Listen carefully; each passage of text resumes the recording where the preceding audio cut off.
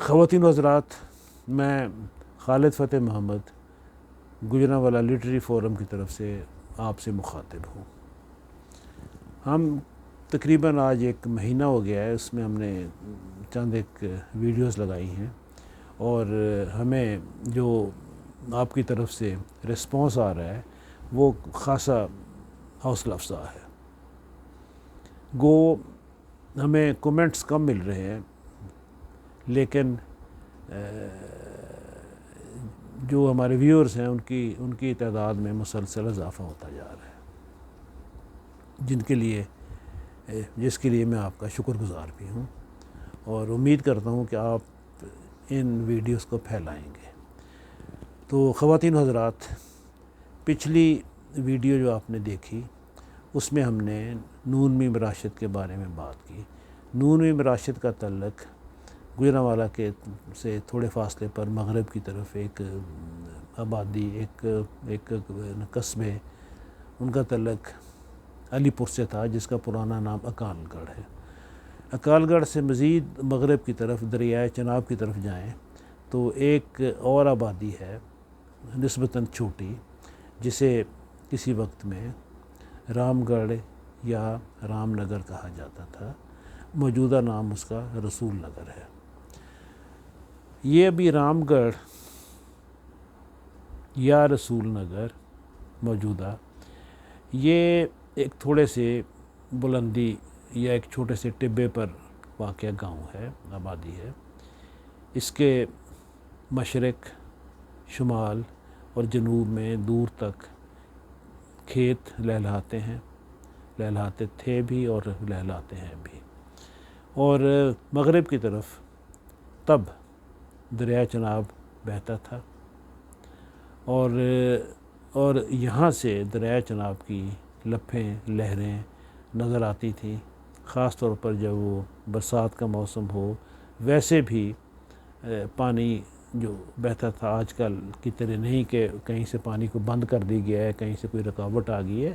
دریا مسلسل 24 گھنٹے 12 مہینے بہتے تھے۔ تو یہ ایک بڑی خوبصورت جگہ تھی، ایک بڑی پرکشش اور قدرتی نظاروں سے بھرپور دریا ہے، لہلاتے کھیت ہیں، اور بیچ میں ایک تھوڑی سی بلندی پر، تھوڑے سے ایک ٹبے پر، ایک چھوٹی سی ہائٹ کے اوپر، ایک ماؤنٹ کے اوپر، ٹیلے کے اوپر ایک گاؤں آباد ہے۔ ابھی رنجیت سنگھ جو مہاراجہ تھا، وہ اس کے اندر بہت خوبیاں تھیں۔ اس کے اندر جہاں انتظامی اور انصرامی اہلیت بے پناہ تھی، جہاں اس کے اندر سیاسی بصیرت کی کمی نہیں تھی، جہاں وہ عسکری چالوں کو زیادہ تعلیم یافتہ نہ ہونے کے باوجود بڑی باریکی کے ساتھ سمجھتا تھا، وہاں اس کے اندر ایک بڑی ایستھیٹک، ایک بڑی ہی باریک، ایک بہت ہی سٹل اس کے اندر ایک جمالیاتی حس بھی تھی۔ اسے ایک خوبصورت چیزوں سے، چاہے وہ کوئی خاتون ہے، چاہے وہ کوئی صحبت ہے، چاہے وہ کوئی قدرتی نظارہ ہے، اس سے اسے حظ اٹھانے کا اس کے اندر ایک اہلیت موجود تھی۔ جب اس نے یہ جگہ دیکھی، یہ جگہ بھا گئی، اور اس نے اس کو ایک طرح سے اپنا گرمئی دارالخلافہ، یا جسے ہم سمر کیپٹل کہتے ہیں، وہ اسے اپنا منتخب کر لیا۔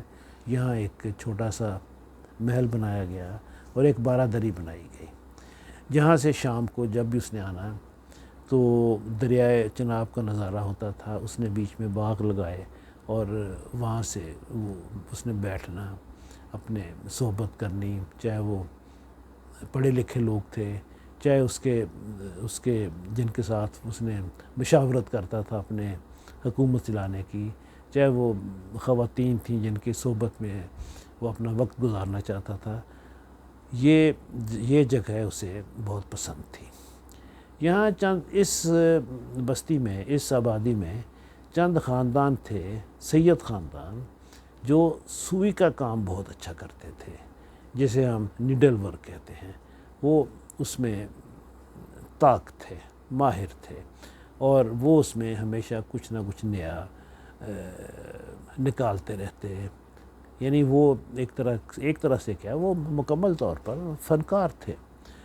اس نے ان چند گھروں کو وہاں سے اٹھایا اور گجرانوالہ میں آباد کر دیا، ایک گجرانوالہ کے ایک علاقے میں۔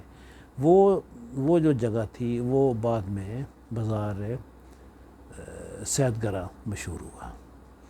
وہاں کشیدہ کاری کا کام ہوتا تھا۔ دراصل وہ چونکہ جیسے میں نے بتایا کہ اس کے اندر بہت ساری صلاحیتیں تھیں، اس نے وہاں ان سید خاندانوں کو ان کا جو ہنر تھا، اس نے ان کو اپنی سیڈلری کی طرف لگایا۔ یعنی وہ ان کے جو فوج کے جو گھوڑے تھے، ان کی زینے، ان کی کاٹھیاں، ان کو وہ بناتے، ان کو وہ سنوارتے، ان پر کام ہوتا، اور اس کے ساتھ ساتھ وہ جیسے میں نے بتایا کشیدہ کاری بھی چلتی۔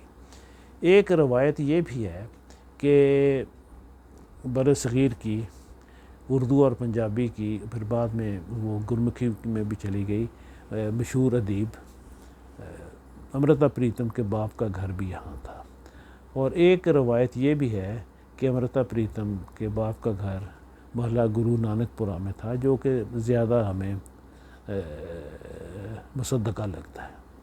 خیر، تو یہاں جو تھا بازار سید نگری، یہاں پر وہ رنجیت سنگھ کے کہنے پر وہ آئے اور آباد ہوئے، اور وہ بازار آج بھی موجود ہے۔ گو وہاں پر آج کشیدہ کاری مکمل طور پر نہیں ہوتی، لیکن پھر بھی جو بھی آپ کو سستا کشیدہ کاری کا کام چاہیے، آپ فوراً بازار سید نگری میں جاتے ہیں، اور وہاں وہ گھوڑوں کے لیے زینے وغیرہ بھی بنتی تھیں۔ ابھی جب یہ نیڈل ورک کی بات ہوئی تو میں نے اپنی ایک پچھلی پوسٹ میں بھی 2 جگہوں کا نام لیا تھا، آج میں پھر ان کو دہرا رہا ہوں۔ ایک ہے قلعہ دیدار سنگھ۔ قلعہ دیدار سنگھ میں، اور دوسرا ہے قلعہ مہان سنگھ۔ مہان سنگھ میں نے تب بھی بتایا تھا، میں آج بھی بتا رہا ہوں کہ قلعہ مہان سنگھ وہ مہان سنگھ نہیں جو رنجیت سنگھ کا باپ تھا، یہ ایک عام آدمی تھا۔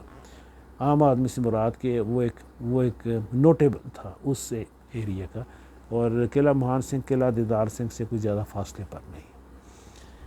پہلی جنگ عظیم میں یہاں سے مسلمان خاندان جو اپنے آپ کو راجپوت کہتے تھے، لیکن وہ نیڈل ورک کے ماہر تھے،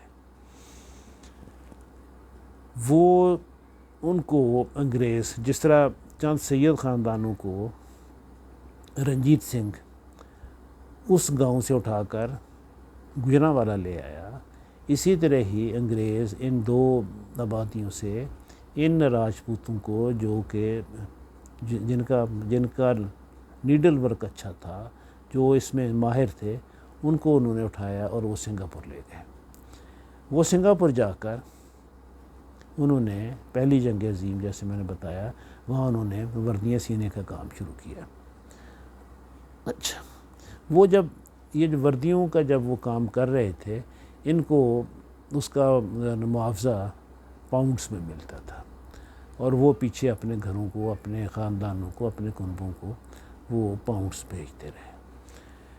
ابھی یہ جو لوگ گئے یہاں سے، وہ تھے تو راجپوت ایک، جس طرح جاٹ ہیں، راجپوت بھی اپنے آپ کو ایک جنگجو قوم کہتے ہیں، اور ان کے لیے نیڈل ورک شاید اتنا باعث عزت نہیں تھا۔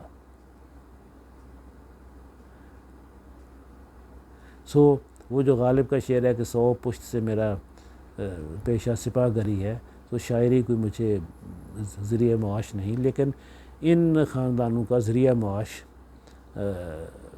نیڈل ورک بن گیا، اور وہ درزی مشہور ہو گئے۔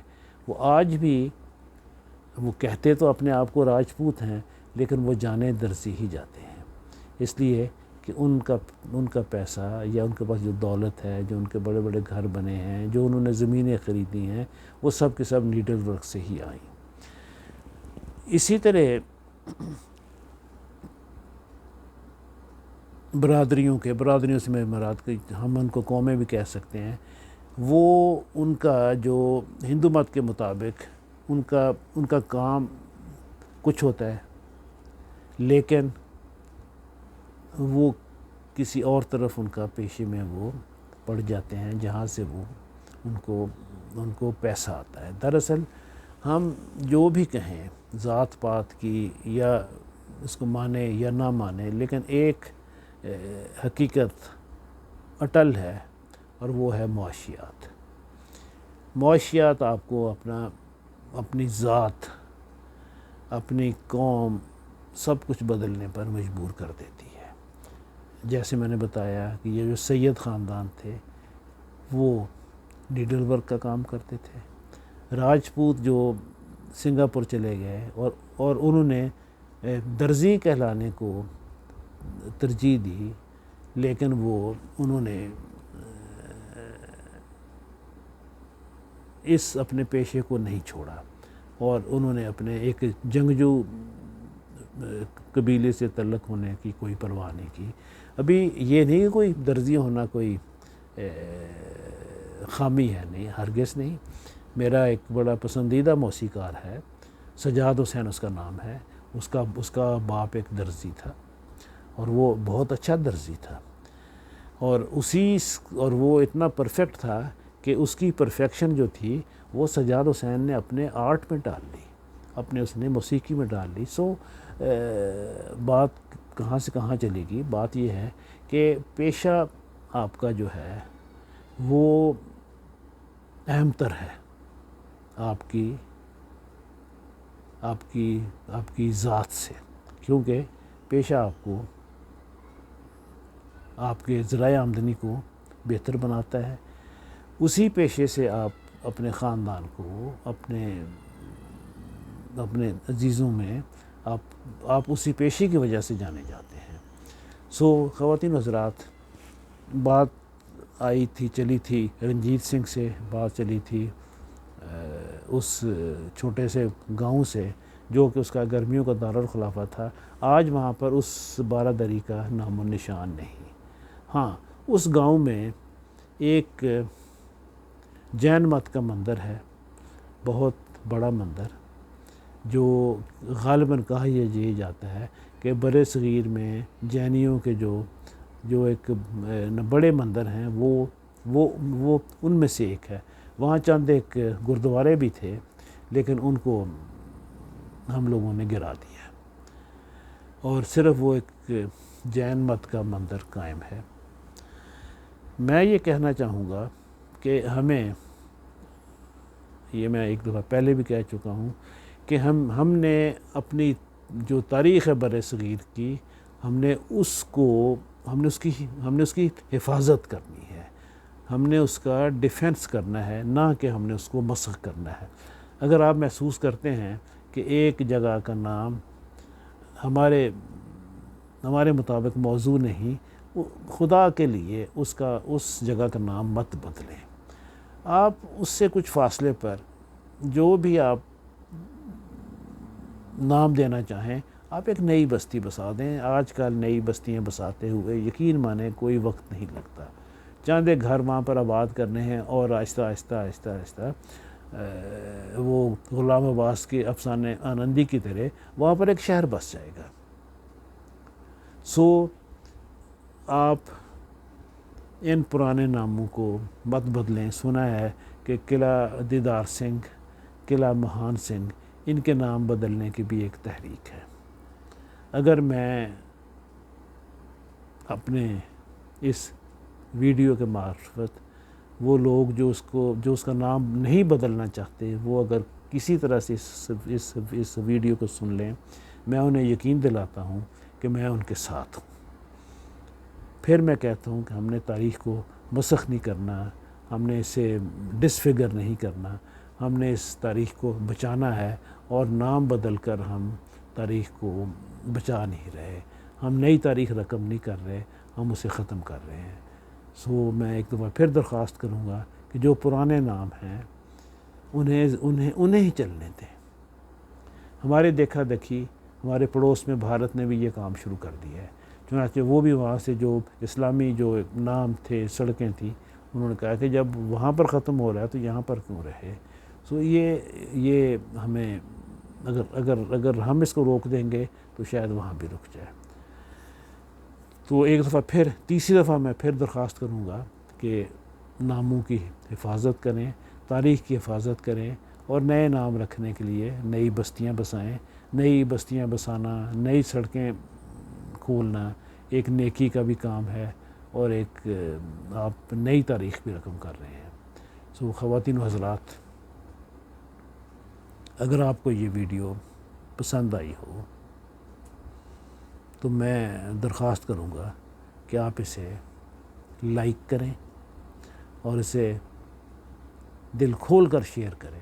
ہمارے ہاں کچھ ایسا آ گیا ہے کہ ہم کسی کی تعریف کرتے ہوئے کنجوس ہیں، ہم کسی کے بارے میں بات کرتے ہوئے کنجوس ہیں۔ سو یہ کنجوسی ختم کریں اور دل کھول کر اس ویڈیو کو شیئر کریں، اور لازماً میری درخواست ہے کہ لازماً اس ویڈیو کو سبسکرائب کریں۔